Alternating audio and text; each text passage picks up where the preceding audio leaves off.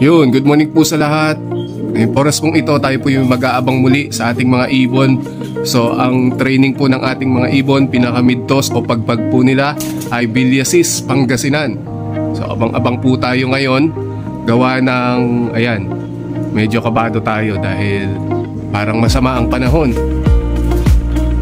Yun. Madilim ang panahon. So, ang oras po natin ay 6:58. Titingnan po natin ang ating mga ibon. Tinarga nga po natin si Jose Torres, si Pujioka at si Always Late na checkered na Emil. Hopefully ngayon lusutan nila tong masamang panahon na to. Alright?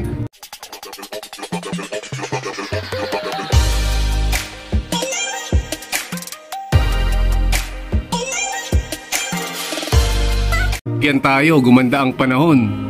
Sikat na sikat yung araw. Ayan. Ayos na ayos. So abang-abang. Ayan, malapit na ibon natin.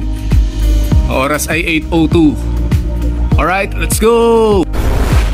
Ting tayong ibon. So sino kaya to? Oh, yung Always Late. Ngayon yung nauna. Ayan, ngayon siya na yung nauna. Emil Duwert, Mariano Lee. Pasok, pasok. Pasok, pasok. Subscribe.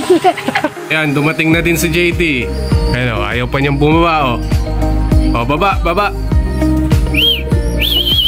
Baba, baba. Pasok, pasok. Pasok, pasok. Pasok, pasok.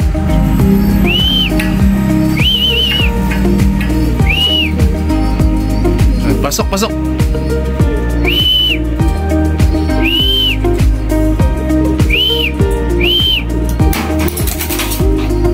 Ayun. Pumasok na si JT. Ayan na. Okay, dalawa na sila. Isa na lang. Many minutes later. Ayan. Umuwi na rin si Pujioka. Oh. Pasok, pasok. Pasok, pasok. Pasok, pasok, pasok. Ayan si Pujioka, oh. Oh.